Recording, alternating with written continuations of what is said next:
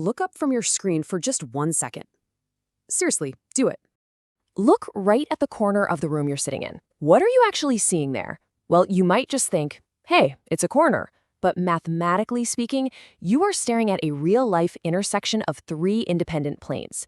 You've got two adjoining walls, right? And they meet either the ceiling or the floor. That single, perfectly precise point where all three of those flat surfaces collide, that right there is a real-world physical example of a three-variable system of linear equations. It's literally an x, a y, and a z coming together to pinpoint an exact location in 3D space. So, here is my promise to you. By the end of this explainer, you are going to completely understand the concept of these 3x3 systems. We'll learn the reliable formula used to crack them, and you're going to know exactly how to apply it to solve complex, real-world problems without breaking a sweat. We are going to completely demystify the algebra and show you exactly what is happening behind all those numbers. Okay, so before we do any heavy math, we really need to know what we're actually hunting for. Let's visually map out the three possible scenarios of what a mathematical solution represents. Scenario 1 is exactly like that room corner we just looked at. Three planes intersecting at a single, perfect point. That gives you exactly one single solution. But what if the planes intersect more like the pages of an open book meeting at the spine? That forms a continuous line, which means you've got an infinite number of solutions. And finally, think about three planes that are perfectly parallel.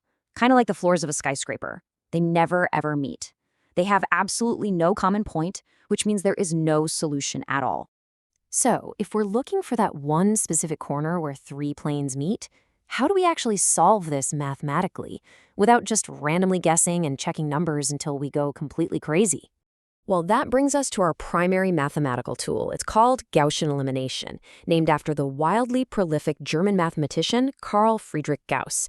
Now, the entire philosophy behind his method is actually incredibly simple. Basically, three variables are just way too many to handle all at once. So we're going to systematically destroy them. We eliminate one variable at a time until we're left with something that is just super easy to solve.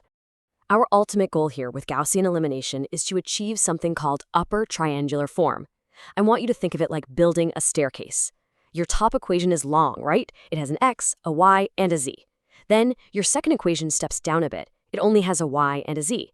And finally, your third equation is at the very bottom of the stairs, and it contains only the z.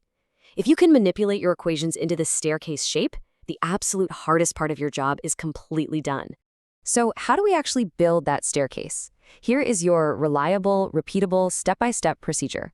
Step 1. You pick any pair of equations from your system and you eliminate one variable. Let's just say x. Step 2. You pick a totally different pair of equations from your original system and you eliminate that exact same variable, x. Step 3.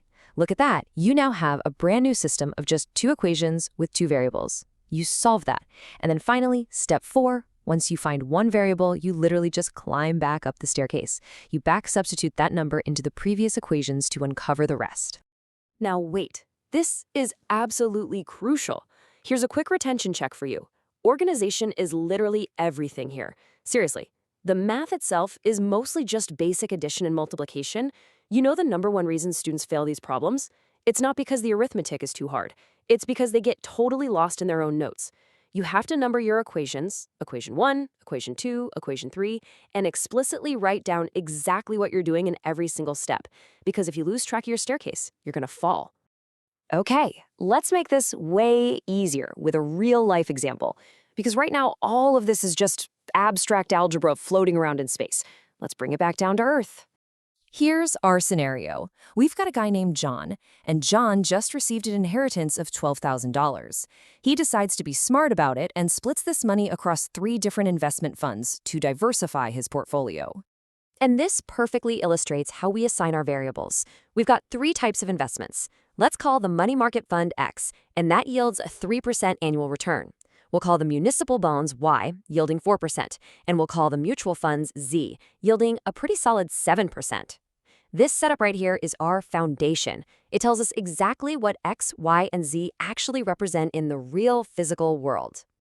Now we just translate the rest of John's story into the language of math. We know his total investment was $12,000, so X plus Y plus Z equals $12,000. Next, the problem tells us John invested $4,000 more in mutual funds than he did in municipal bonds. So, Z equals Y plus 4,000. And finally, his total interest earned in the first year was $670. So, 0.03x plus 0.04y plus 0.07z equals 670. And boom! Just like that, we have our three planes. We have our three-variable system. So how do we attack this? Well, step 1 is to line up our variables nice and neatly. That second equation, z equals y plus 4,000, yeah, that's a bit messy. Let's just move the y over so it reads negative y plus z equals 4,000. Much better, right? And that third equation is absolutely full of ugly decimals. But we can use a super common math trick. Just multiply the entire equation by 100 to wipe those decimals out completely. Now it's 3x plus 4y plus 7z equals 67,000. By organizing our equations first, we can clearly see our path to creating that upper triangular form using our Gaussian elimination. Now, if we follow our elimination steps, adding and multiplying these equations together to eliminate x and then y, we eventually land right at the bottom of our staircase, discovering that z equals 7,000. And from there, we back substitute. If z is 7,000, we just plug that into our second equation and find out that y is 3,000. Then we plug both of those into our first equation and we easily find that x is 2,000. The math just perfectly unwinds itself.